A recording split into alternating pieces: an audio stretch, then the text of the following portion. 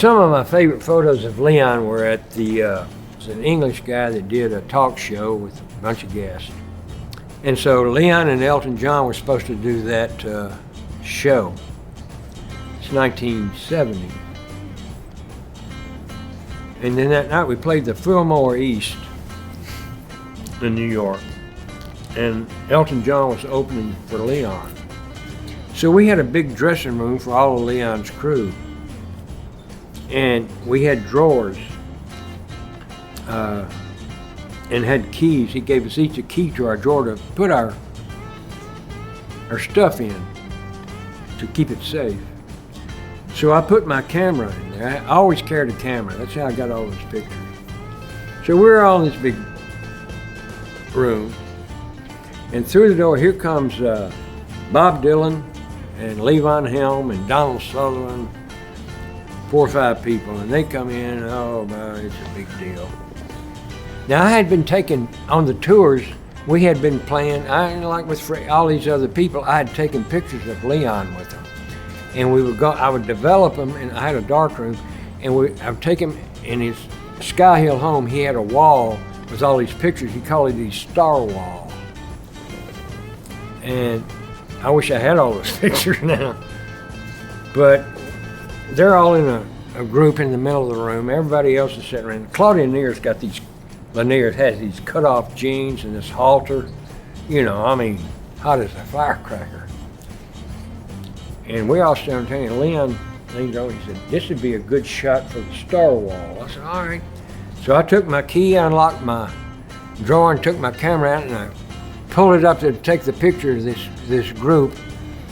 And Dylan was carrying an umbrella with a sharp tip on it. Do you remember those? And he saw me. And he said, hey man! And he stuck that, it almost stuck me, and it went by my head. And I was humiliated. I mean, embarrassed.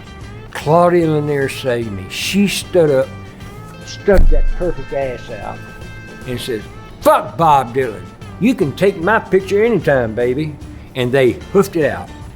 So that's when Donna Washburn, who was a very beautiful girl, and Leon was dating or living, you know, hanging out, whatever.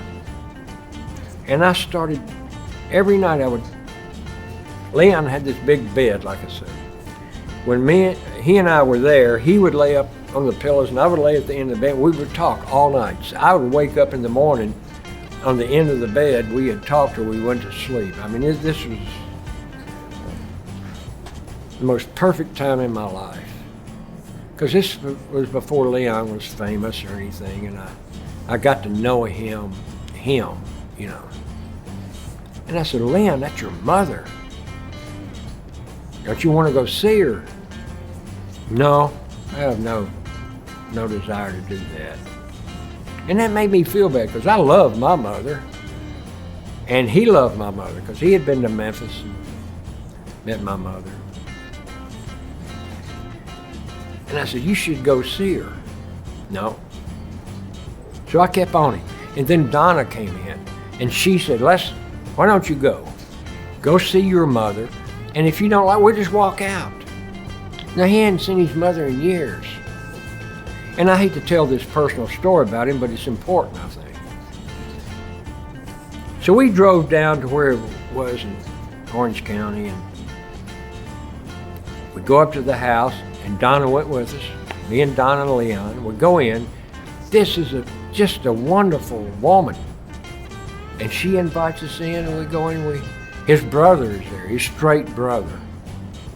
And he was a nice guy. I'm saying, what the hell? And slowly, she had fixed dinner, but before that we got to talking, and she had started painting. And she said, do you want to see some of my art? Yeah. So she took us in a room. She had all these paintings she had done. They were wonderful. And I think I could tell Leon was impressed. So we went and had dinner, and slowly it got good. He got into it, we got into it, we had a great time. And from then on, he kept in touch with his mother. I think me and Donna had something to do with that. And I'm proud of that. You know, I got to do something for him, to meet his mother again. Now, I don't slap myself on the back for it, but I happened to be there to do that. Shootout at the Plantation was, gosh, it had to be 67, mid-60s. You know, all this happened in a 10-year span. And Jimmy Markham was dating Kay Poorboy, who was from her and Francine Brocky were comfort women. I don't know what else you call them. They went with everybody, and we were all in it together. We all loved each other, you know. And Markham got drunk one night. He had been playing a gig, and he came home. He didn't live at the Plantation, but he came in, and Chuck Blackwell was in the downstairs bedroom with Kay.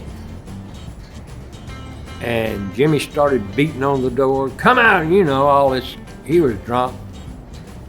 And Chuck wouldn't come to the door. And there was a guy named Gary Sanders from Tulsa. He was a drummer. And he lived in the upstairs bedroom with a stripper. I can't think of her name. But Sanders woke him up. This is 2 o'clock in the morning. And Sanders came down halfway the stairs and said, Markham, shut up and get out of here. You're keeping me awake. And Markham started saying, fuck you, you know. Because that Jimmy could get drunk, he could be belligerent. As we all can, I guess. So the next time Sanders came down, he had a .38 pistol, revolver. And he came down shooting. And Karstein had his conga drum sitting in the living room. For some reason, they were the closest thing, and Markham picked them up and held him in front of him like they were going to stop a bullet. I think there were 2 or 3 holes put in those conga drums, but didn't hit him. I mean, it was a miracle. So Markham runs out and said, I'm going to come back with a shotgun and kill everybody. So we sat up all night waiting on him. You know. But we knew he didn't mean it. You know, Jimmy's a gentle soul. But that was Shootout at the Plantation. Colonel's got the gun. What was that line? Colonel's got the gun, Jimmy's on the run. Because we call Gary Sanders, we call him Colonel Sanders. And he died of a heroin overdose years later. And then Jesse Ed moved into Jesse Ed Davis. He came out from Oklahoma City and he lived downstairs for a while. And he died from a heroin overdose. All those guys are gone now, except me and Karstein and Bill Boatman. And I miss them to this day. Oh, I think about them every day. I'm gonna go around the living room. We used to get together there every day. And Cale always stood at the front door, leaning against the wall. He never sat down. And you go around the room, there was Delaney, Carl Radel, Joey Cooper. Joey Cooper was from Dyersburg, Tennessee. He was kind of one of the, not a Tulsa guy. He was like me, a Tennessee guy. And there's Kay and Francine. There was Larry Bill, Markham, Karstein, Jesse Ed. And we sit around there and talk all day. It was wonderful. We never thought we were going to die. We always thought we would live forever. You know, I never thought I'd be 78 years old, but here I am. And I've outlived all of them. And sometimes it's hard to take. Because I lost all my Memphis buddies too. All the marquees are gone. I don't want to get sad on this shit, but it does affect you. And it does make you think.